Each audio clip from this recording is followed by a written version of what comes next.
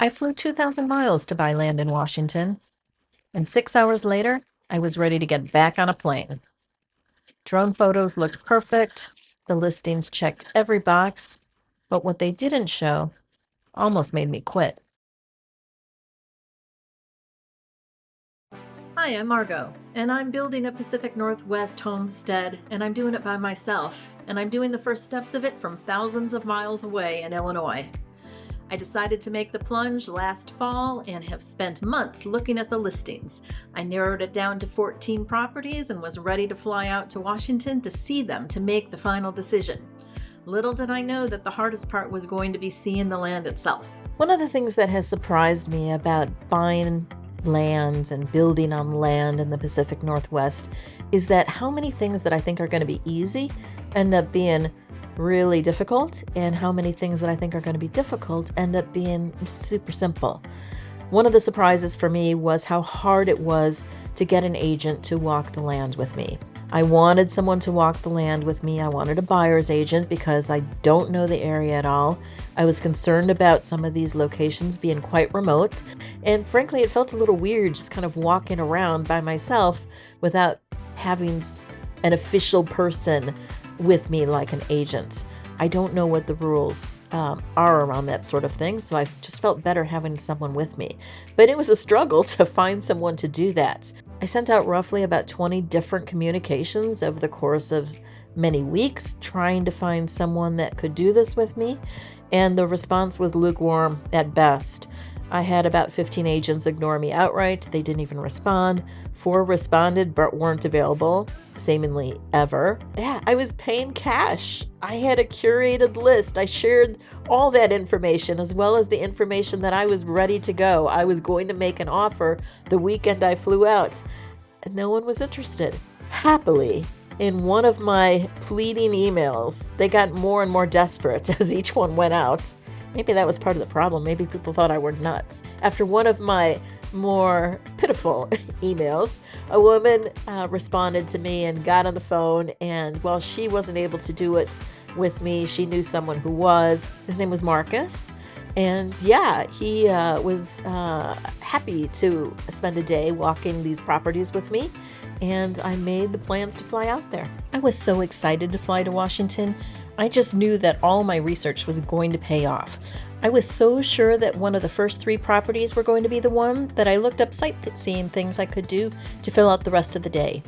I landed at 2 a.m., tried to sleep in a rental Prius for a few hours, which I do not recommend, and when the sun came up, I drove to meet Marcus, and I thought, by lunch, I'll have my land. Okay, well, this is the first property, and the trees are beautiful, but the land, it ain't flat. Can certainly do some potential grading in here, but let's see if we can figure out how much buildable land there actually is in here. All right, we got a little area in here. This is starting to dip down from the main road. It sure is pretty though. Wow. Though I'm getting a bad feeling up here because it looks like there's a high probability that this just drops off into the abyss. Wow. So pretty. Yeah, I am not looking too optimistic here. Oh yeah. You can see straight ahead. We're going way down. So while this is a big 4-acre plot, it looks like the majority of it is going to be a big drop off. Yeah, it's going right down in there. That's a shame. This one looked pretty promising. It was affordable, but it's been on the market for a while. So I guess now we know why. We drove 45 minutes to get to property 1. Access was good, decent gravel road. It was covered in a thick forest of trees, but I expected that.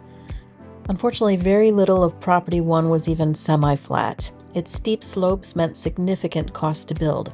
I passed on this one, confident that I had plenty of other options. Yeah, not so much flat spots. And unfortunately, there's also this, which you may say, that looks like just a little ditch. But when it keeps going, that's what permitters call a dry stream. There's probably water that's in here now at the deeper parts. Charming, right? You can hear it. And if your property is big enough, it's not a big deal. It's kind of cool, particularly if it's on the edge. You just need to know that stuff like this mean that you're going to have a setback in this state, a pretty large setback. This 3.5 acre property ranked high because it had power on site and a few flatter areas. But once we walked it, we realized that it had a seasonal stream that cut straight through the flat area of the property. Beautiful? Yes. Buildable? Possibly. However, seasonal streams still come with 100-foot setback rules.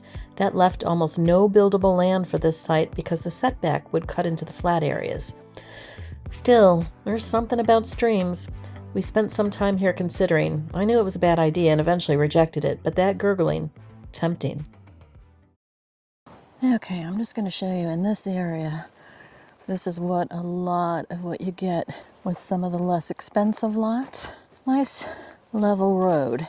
And that is where the level ends. This goes way down in there. This entire property, unless you want to build it into the side of a hill, which I do not, is a big drop off down. It looks like there's a little bit of flat down there at the very bottom. But unfortunately, when I look at, that's a pond down there too. Yeah, you can, certainly you could put a house in the side of this hill. Because I'm a little bit older, I don't want to be climbing up a hill all day long. I'm looking for something pretty flat, and I don't want my budget going into the engineering that it would take to build into a site like this. So this one is getting crossed off. I suspected this property would be a no, but it was pretty cheap and nearby, so I wanted to look at it. The site was easily accessible by car. It had electricity on the road, but unfortunately no good natural build sites. Now with my first 3 properties already rejected, I was starting to get a little worried, but we forged onward. Left side, challenging. Right side, that area would be okay. Still going up. While property 4 offered some decent buildable acreage, it was just too remote. Adding a 20-minute crawl down a questionable road on top of an already long drive from civilization was kind of the final straw. I decided to trust my gut on that one and walk away before I ended up regretting it. Property 5 was annoying. The listing didn't show it, but the only buildable part of the lot was right next to the neighbor. Too close. Property 6, the neighbor situation, let's just say I'd rather not view that from my yard every day. Properties 7 and 8, gullies, gorges, and wetlands. Oh my. Incidentally, I have changed a couple of these visuals related to the neighbors to maintain their privacy. Property 9 nearly broke me. It was near the top of my list. We got there, it was sunny, it was partially cleared. I thought this could be it. Then we walked down into it. It was like a basin.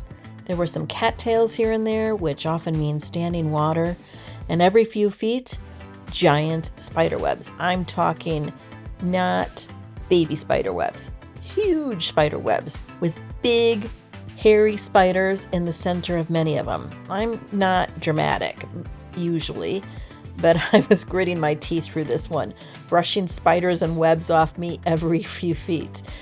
At this point, I was sweaty, sleep-deprived, and covered with scratches and spider webs. And I thought, am I cut out for this? We decided at this point that we needed to get some lunch. Marcus took me to a cute little mom-and-pop restaurant. I was discouraged. I had told everyone that I was not coming home without a property. Now, at this point, we had only looked at properties inside my budget. There were a couple, however, that I had marked yellow. They met every single criteria that I was looking for, except for price. I told Marcos, let's skip the other 3 properties afternoon and pivot and take a look at the 2 that I had marked in yellow. Let's just look. If you're following this journey, next week, we discover the property I almost didn't see.